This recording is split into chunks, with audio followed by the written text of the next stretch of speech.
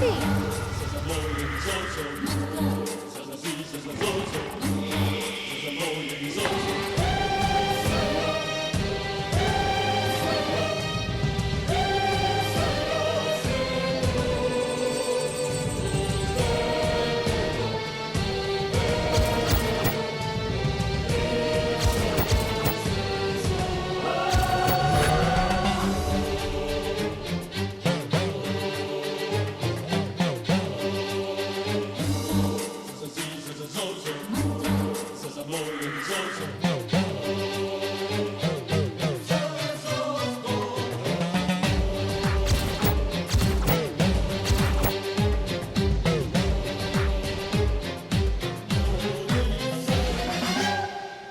ఎలా ఉన్నావు ప్రియా?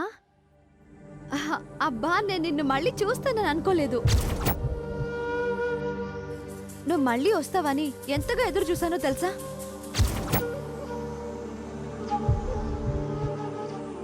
అసలు ఏ మూగమ్మాయి కనిపించినా నువ్వే గుర్తొస్తున్నావు. ఎందుకో తెలుసా? నీకు తెలియకుండానే నువ్వు మాకెంతో ఫేవర్ చేశావు.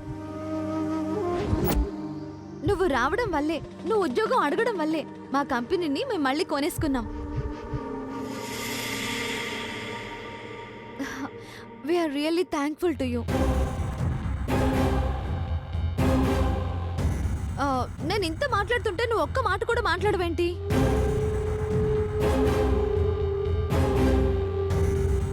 ఓ సారీ, నువ్వు మాట్లాడలేవు కదా.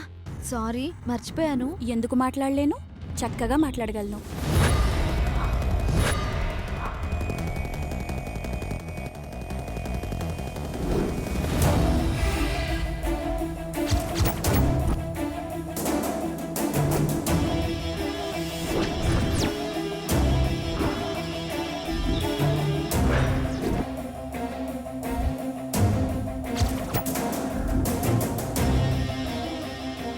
నా పేరు ప్రియ కాదు.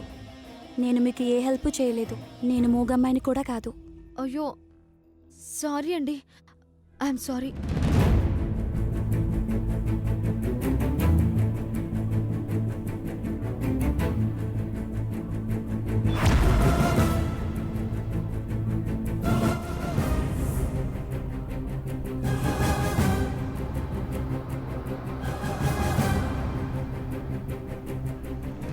నీకు ప్రియ మీద ఒపీనియన్ పోదా? ఎవరు కనబడ్డా మూగమ్మాయి అనుకుంటే ఎలా? మాటి మాటికి మీరేంటండి మూగది మూగది అంటున్నారు? మనిషిలో ఉండే అవకరంతో మనకు పనేంటండి? నిజంగా అమ్మాయి మూలంగా మనకు మంచి జరిగింది. మరీ ఎక్కువ సెంటిమెంట్స్ పెంచుకోకవారు. ఆ అమ్మాయి వచ్చింది, ఉద్యోగం అడిగింది, మనకి తోచింది ఇచ్చి పంపించేశాం. అందులో మనం చేసిన సాయం తప్ప ఆ అమ్మాయి చేసిన హెల్ప్ ఎక్కడుంది? అప్పుడే కదండి మన కంపెనీ గురించి మనకు గుర్తొచ్చింది. మనకు కాదు, నీకు గుర్తొచ్చింది. ఈ విషయంలో కృతజ్ఞత చూపించాల్సి వస్తే నేను నీకు చూపించాలి. సరే, ఆ అమ్మాయి మీద నేను కృతజ్ఞత చూపిస్తే మీకు పోయేదేముంది? మీరెన్నైనా చెప్పండి. ప్రియగాని ఎదురు పడితే మనం ఖచ్చితంగా ఆమెకు ఉద్యోగం ఇచ్చి తీరాల్సిందే. It's my demand. బాస్ గా నా ఆర్డర్.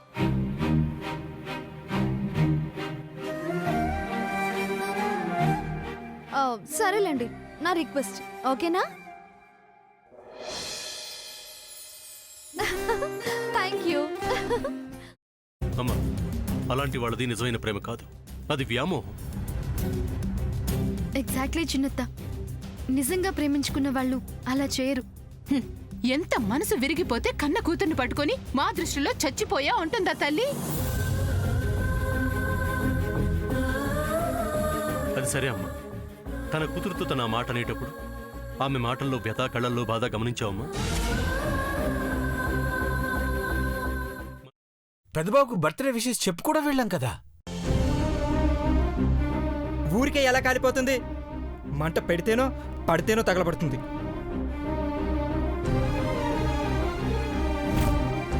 కరెక్ట్ చిన్నబాబు, నీకొచ్చినట్టే నాకు డౌట్ వచ్చింది.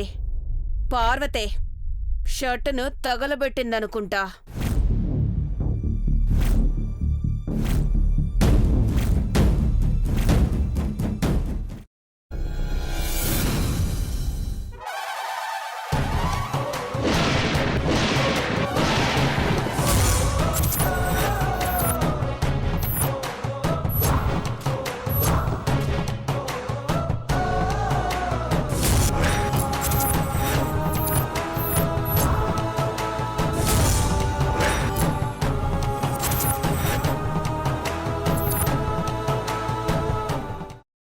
తీసుకున్న తర్వాత పొట్టు తీసేసి చాప్ చేసి పక్కన పెట్టుకోవాలి.